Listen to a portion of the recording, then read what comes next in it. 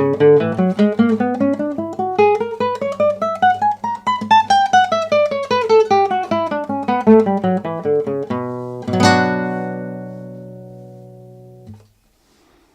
I'm James Caldwell. Welcome to the Classical Guitar Practice Room channel.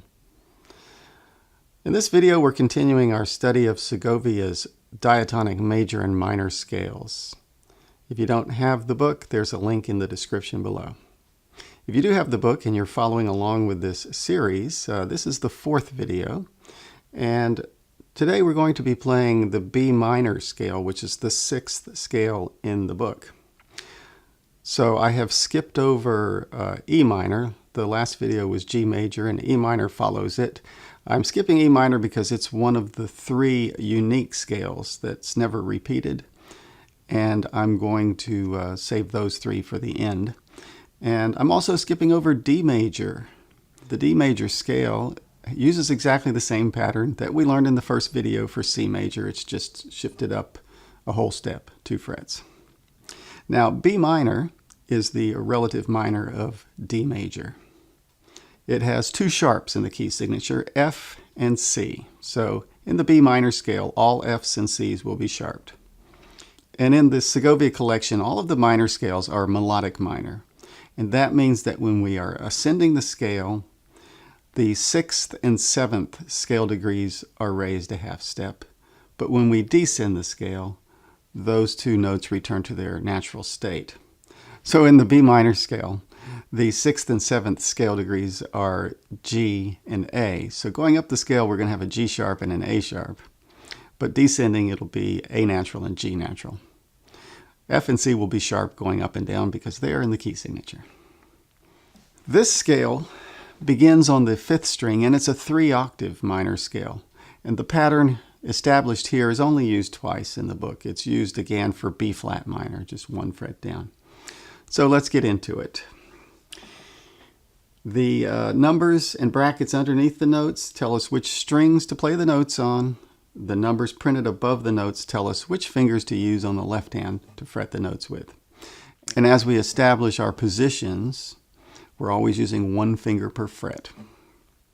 The first note, B, begins on the 5th string and is played with the 1st finger. This puts us in 2nd position.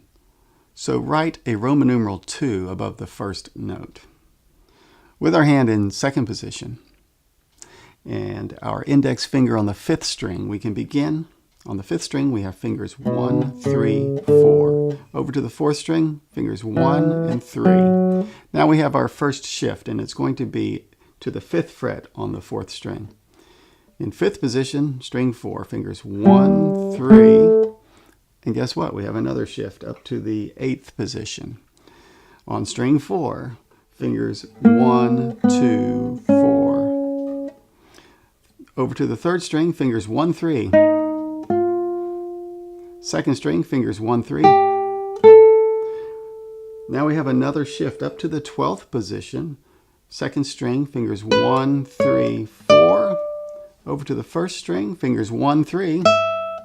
And another shift up to the 16th position for 1, 3, 4. Coming down, still in 16th position, still on the 1st string, finger 2.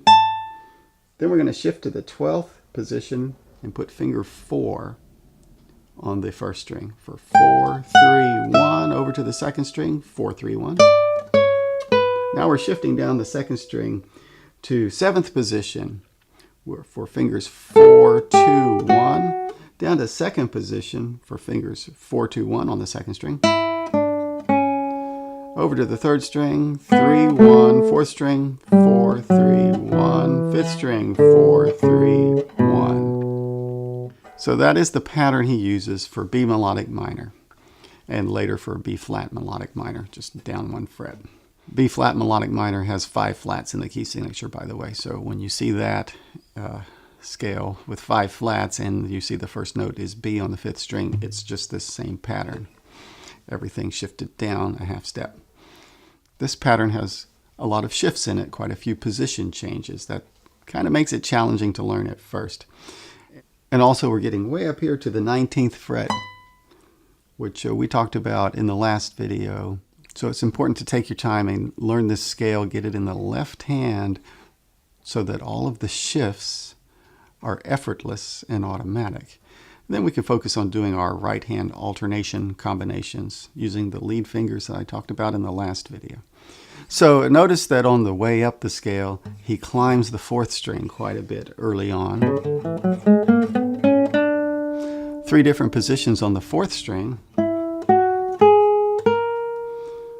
and stays there for a little bit. And then he jumps up on the second string into the 12th position for a few notes on the second string and first string. And then he climbs the first string way up to the top. Coming down the scale, shift there on the first string over to the second string, and he shifts down the second string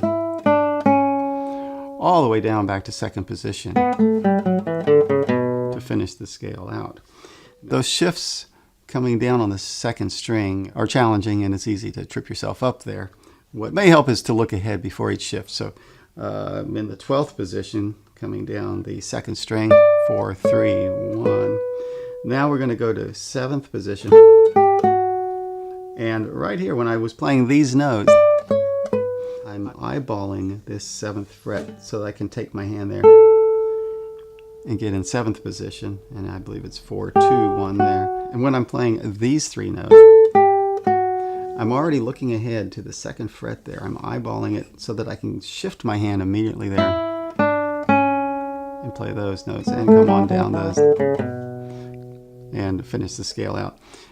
So looking ahead on these shifts, eyeballing your target position will help you jump to the right spot. So once you're very comfortable with the left hand shifts and you've learned your positions and it's ingrained in your left hand, then you can really focus on right hand alternation, doing all combinations using the lead fingers we talked about. So you would play up and down the scale twice with I as your lead finger, playing it IM up and down, and immediately switching to IA, play it up and down. Then switch and let M be your lead finger and play the scale up and down MI, and continue it up and down MA. And finally, use the A finger as the lead finger and play the scale AI and AM. Because ultimately these scales are used as a tool for developing the right hand technique and exercising all combinations of alternation. There's other patterns too, which we'll get into later. So there is the B melodic minor scale from Segovia's collection of diatonic scales. I hope that you will practice each of them regularly. I warm up with scales every day. When I pick up my guitar, I run through them. And it's a good way to warm up and to continue developing your technique. Thanks for joining me today in the classical guitar practice room. And stay tuned for the continuation of this series of Segovia's diatonic major and minor scales. I've been James Caldwell.